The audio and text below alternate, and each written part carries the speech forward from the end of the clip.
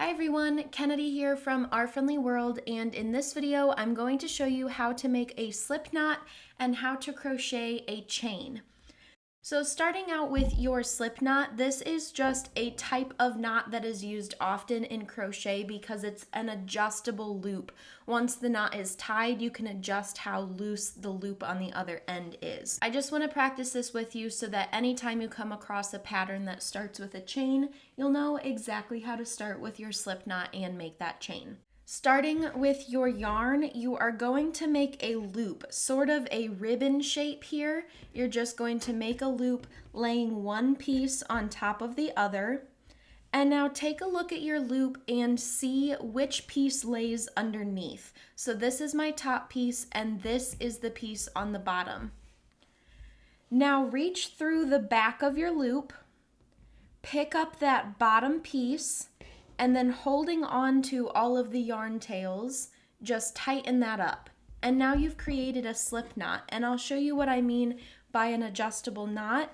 When you put this on your hook, you can tug on either end of the yarn to loosen or tighten your knot. So that's why it's adjustable. If you're having trouble with that version of making a slip knot, let me show you one more way. With your yarn, you are going to wrap it around your finger twice. So here on my finger, I have 2 layers of my yarn. The back piece that's still connected to my skein of yarn, not this end, but the back piece that's still connected, you're going to move that loop in front of the first one, and then move the new back loop over that one and off your finger, and holding both yarn ends, tighten it up. And now you've created another slip knot. And again, to undo your slip knot, all you have to do is pull on both yarn ends and it comes right out. If you want to pause the video and practice with that a couple times, you can feel free to do so. Now let's go over how to chain in crochet. A chain is usually abbreviated as CH, so if you come across that in your pattern, you can always check out the abbreviation section to make sure that it is referring to a chain. To make a chain, start with a slip knot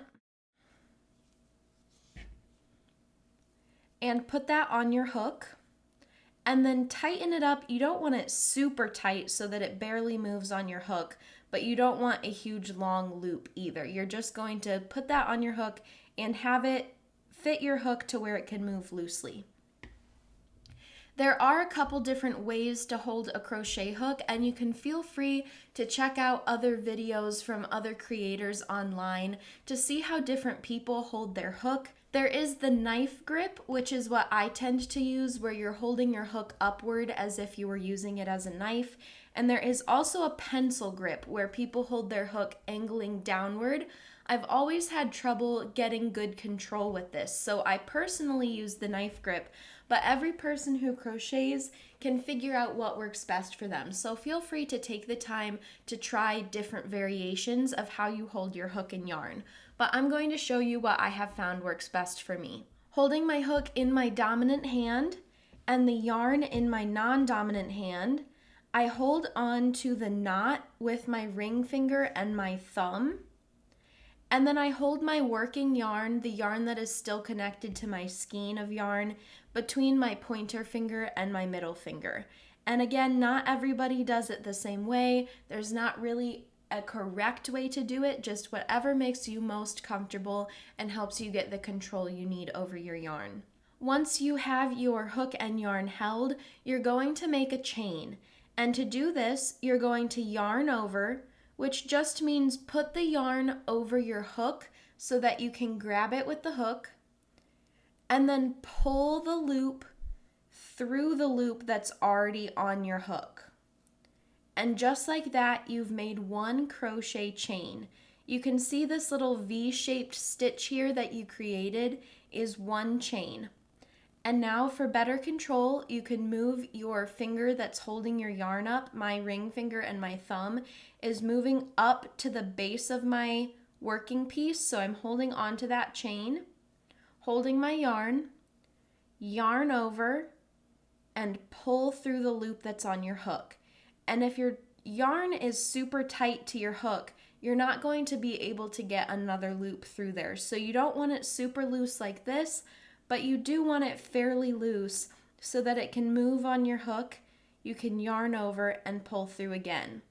So see, now looking at this, you can count the bumps on top, 1, 2, 3. I've made a chain of 3. And once you really get in the habit of this, you can go pretty quickly. And it does take some practice, so you can go ahead and take your time, readjust when you need to hold your yarn, yarn over, and pull through the loose loop on your hook. And now I have a chain of 1, 2, 3, 4, 5, 6, 7, 8, 9, 10, 11. My chain is fairly even. The tension I used on my yarn, since I've practiced with crocheting so much, I have a very even tension. When you're starting out, since you're just getting control over your yarn, you might have tighter and looser loops like this because you're having a hard time holding on to it. If you ever want to back up and start over again, or just back up to a certain point, crochet is really easy to undo. You just take your hook out of the loop and tug on that working yarn piece, and it just comes apart. And this is called frogging, and you can even pull out your slip knot there. Frogging your crochet projects is never very fun, especially if you've made it far into it and you need to back up to fix something. But when you're practicing, it's nice that you can start over as many times as you want to get the hang of making your chain. So again, I made a slip knot. I'm putting it on my hook, leaving it loose there so that it can move on the hook. Holding my piece at the base of my hook, at the base of my piece there, holding my working yarn, yarn over, and pull through the loop. And this is how you make a crochet chain. This is often used to begin patterns that are worked flat in rows, and sometimes a chain is used even in the middle of a pattern or the middle of a stitch.